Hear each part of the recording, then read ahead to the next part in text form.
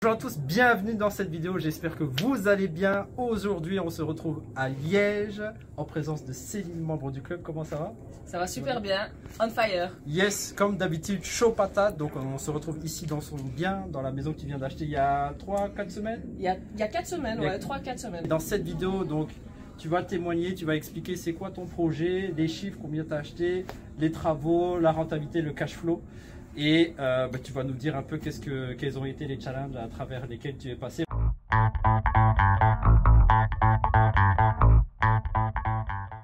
Donc tu peux nous parler un peu de ton projet, donc qu'est-ce que tu as acheté et qu'est-ce que tu comptes faire comme exploitation? Donc voilà, ici nous sommes sur Liège. Moi je voulais vraiment rester dans ma zone pour pas partir trop loin. Donc c'est une maison 5 chambres que j'ai achetée au prix de 225 000 €. Elle était affichée à 250, donc on a négocié une grosse marge de 25 000 €. Et donc par rapport à la rentabilité, moi j'essaie toujours de calculer à peu près dans les grandes lignes 50 000 € par chambre, c'est à peu près ça. Et donc ici ce sera une colocation 4 à 5 chambres pour d'abord avoir une rentabilité de à peu près entre 1500 et 2000 € par mois. Et donc le cash flow, moi je ne calcule pas de cash flow par bien. Ici j'en ai plusieurs, donc avec tous mes biens je devrais être à un cash flow à peu près entre 1500 et un tout petit 2000 par mois. Par mois, ok. Voilà, ce qui fait un deuxième salaire finalement avec 3 biens. Grâce à cette opération. Surtout grâce à cette opération qui me fait monter en flèche le cash flow des deux autres, oui, tout à fait. Ok, super. Et alors, donc tu l'as acheté dans quel état? Est-ce que c'était une ruine? Et quels travaux tu envisages? Parce que voilà, on voit que c'est encore un peu en chantier. Ouais. Alors, il y avait surtout du rafraîchissement, voilà, repeindre toute la maison. Il faut savoir qu'elle fait 250 mètres carrés habitables, avec un jardin de 300 mètres carrés qui était une forêt avec des girafes dedans et je vous en passe. Donc c'était là, c'est ça, hein? Exactement, voilà, il y a encore du travail, mais on s'est rentré dedans. Pour la maison, donc, il n'y avait pas de grosses œuvres à proprement dit, si ce n'est que vraiment à la toute fin, quand on a signé les actes, on a su qu'il fallait abattre une pièce qui n'était pas régularisable à l'urbanisme, enfin c'est très compliqué. Et donc voilà, c'est le seul gros œuvre qu'on a, c'est d'enlever tous les blocs d'une pièce, enfin voilà, la démonter entièrement. C'est pas des plus conséquents, la pièce n'est pas si grande que ça, il n'y a pas énormément de travaux à faire dedans. Mais voilà, il y avait tous les sols à refaire, il y avait une porte à reboucher, enfin voilà, c'est pas conséquent en travaux, on les estime à plus ou moins 20 000 € à peu près. Ok, super. Bah, écoute, je te propose de nous faire un petit tour de propriétaire, de nous présenter ta nouvelle maison. Donc, est-ce que tu lui as donné un nom? Oui, c'est la Mont-Liégeoise. Voilà, pourquoi? Parce qu'on est juste à côté du Mont Liégeois, enfin Liégien, je vais y arriver. Et donc, ce sera la maison, la Mont-Liégeoise. Ok, super. En avant.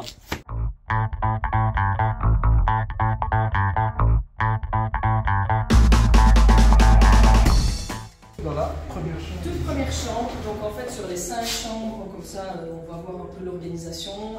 J'ai compté 2 chambres premium, 2 chambres normales et une chambre low cost, comme ça à peu près tous les budgets s'y retrouvent. Ici nous sommes dans la toute première chambre qui est une des chambres premium. Pourquoi? Parce qu'elle a sa propre salle de bain. Donc ici on a une pointe à coulisse. Et il y a toute la salle de bain dedans, avec une grande douche. Donc celle-ci, elle est terminée, presque terminée? Elle est terminée, en fait, on n'a rien fait dedans. Il y aura juste la peinture à remettre au frais. Dans cette pièce, peut-être voilà, 2-3 choses à refixer. Mais voilà, à part remettre au frais la peinture, on ne touche à rien ici. Ça, c'était un bon point pour cette pièce. Rien à faire. Tu vas louer meublé? Je veux tout meubler. Okay. Tout meubler, ils seront au lit. Même la machine à popcorn. Et donc, ton public cible ici, tu penses Alors, le public cible, c'est les jeunes travailleurs. Je vais viser tout ce qui est en rapport avec l'hôpital le Mont-Liégien. Voilà, on va y arriver. Donc, je vais viser voilà, tous les jeunes travailleurs qui commencent ou les Erasmus, ceux qui sont en stage. Donc... Ouais.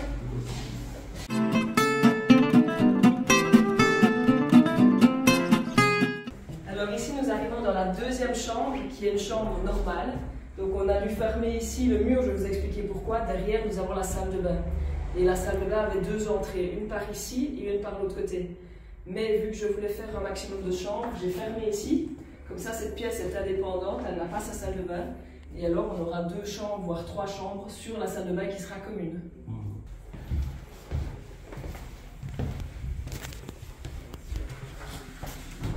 Ici, nous arrivons dans le 2e salon.